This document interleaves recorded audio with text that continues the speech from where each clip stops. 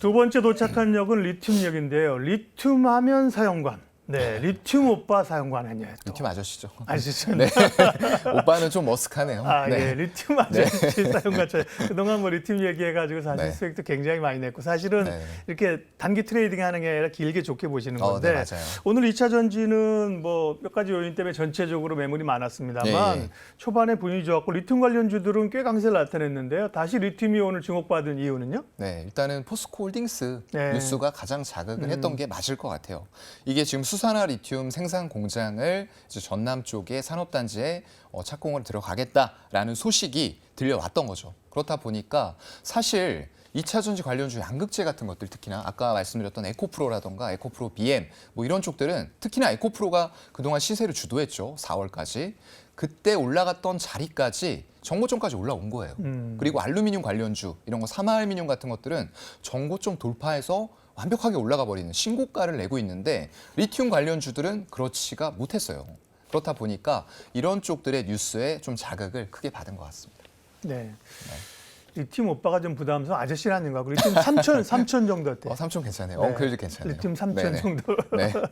예, 포스코가 이제 결국은 아까 이제 철강도 얘기했지만 그렇죠. 네. 포스코는 이제 소재 업체로 변신을 맞아요. 하고 있는 거고 네. 포스코홀딩스가 이제 수산화 리튬 생산 공장을 짓는다는 건데요.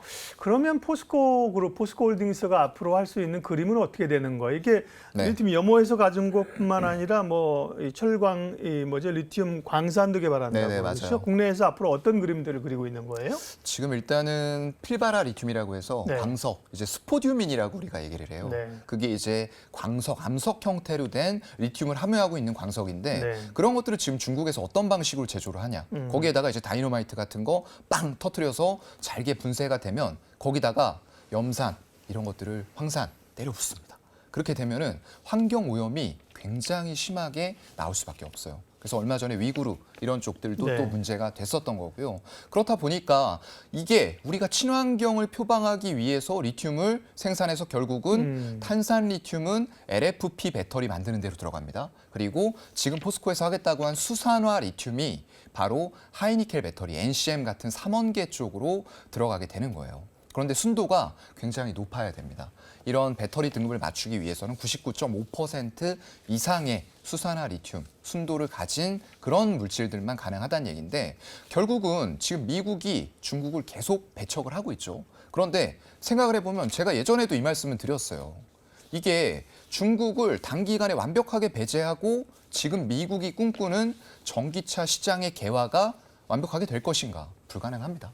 그래서 저는 이제 예상을 했던 게 한국 업체들이 주로가 돼서 우리나라 배터리 3사가 조인트 벤처를 10개 넘게 완성차 업체와 미국에 만들고 있어요. 이미 진행이 된 것도 있고 생산하는 것도 있고 거기에서 이제 추진 중인 것들도 있습니다.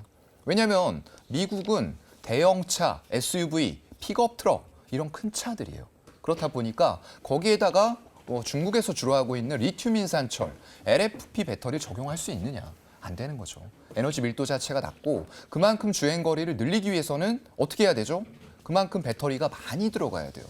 그렇기 때문에 이런 것들이 이제 소형차에 적용이 됐던 거죠. 특히나 이제 테슬라 같은 경우 일론 머스크가 이 포트폴리오를 다양하게 갖춰서 시장에 선점을 하고 싶었던 거예요. 그렇다 보니까 테슬라 모델 3 같은 경우에 LFP 배터리가 셀 투 팩 중간에 이런 모듈을 없앤 셀 투 팩으로 가다 보니까 자리가 그만큼 많이 비게 됐죠. 거기다가 더 많은 배터리 이런 팩을 넣음으로써 주행 거리를 늘릴 수 있었던 거예요. 거기다 가격은 낮췄죠. 네. 그렇다 보니까 비싼 차량과 S모델 같은 것들은 비싸고요. 3 같은 것들에는 이 중국의 배터리를 차용을 하게 된 거죠. 그래서 네. 포스코홀딩스 같은 경우에는 결국은 우리나라가 할 일도 많기는 많습니다. 하지만 그럼에도 불구하고 중국을 완벽하게 배제하는 건 불가능해요.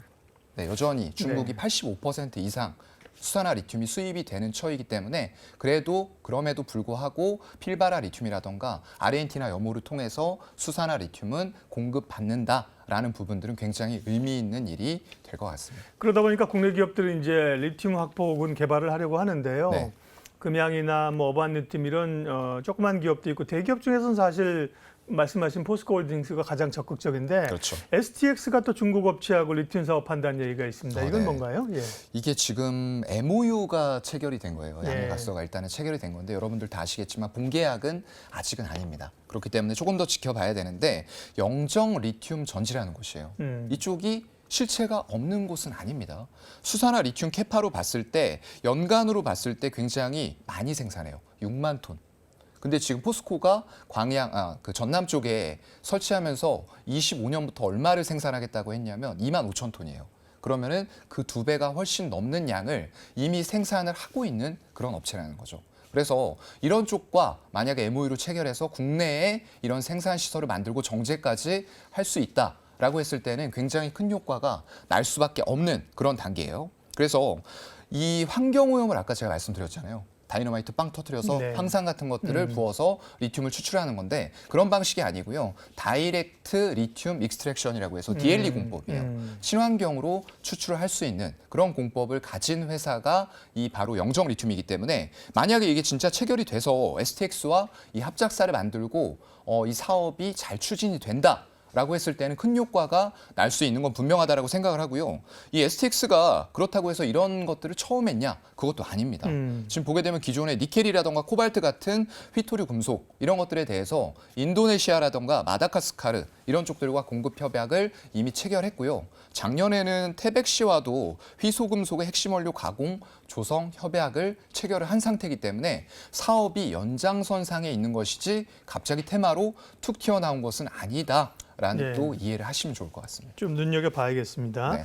그러면 리튬 관련 얘기했는데 우리 리튬 삼촌, 엉클 리튬의 리튬 최선을 주는 겁니까? 네. 뭐 최선을 그때 뜻 다를 수 있죠. 오늘 네. 관심 주는데. 일단은 포스코 홀딩스를 꼽을 수밖에 없을 것 예. 같아요. 왜냐하면 실체가 일단 확실하게 보이는 기업을 말씀을 드릴 수밖에 없어요. 왜냐하면 제가 전에는 뭐 어반 리튬이라던가 그렇죠. 하이드로 리튬 예. 이런 쪽들도 말씀을 드렸고요. 그쪽도 실체가 없는 건 아니에요. 지금 새만금에 5만 톤 공장을 또 착공하고 납입 대금까지 다 들어갔고 했기 때문에 사업은 할 겁니다. 하지만 그럼에도 불구하고 가장 빠르게 많은 양을 양산할 수 있는 포스코 홀딩스를 말씀을 드릴 수밖에 없을 것 같고요. 아까도 말씀드렸던 대로 25년에 준공이 되면은 이제 2만 5천 톤으로 시작을 해서 점차 늘려나갈 거예요. 이게 10만 톤까지 늘어나는 과정들이 있을 거고요. 그만큼 빠르게 전기차 수요가 증가가 되다 보니까 특히나 하이니켈을 위주로 해서 왜냐하면 미국이 올해 원년인데 아까 뭐라고 말씀드렸죠? 대형 SUV, 픽업 트럭 이런 것들에는 LFP 배터리가 사실상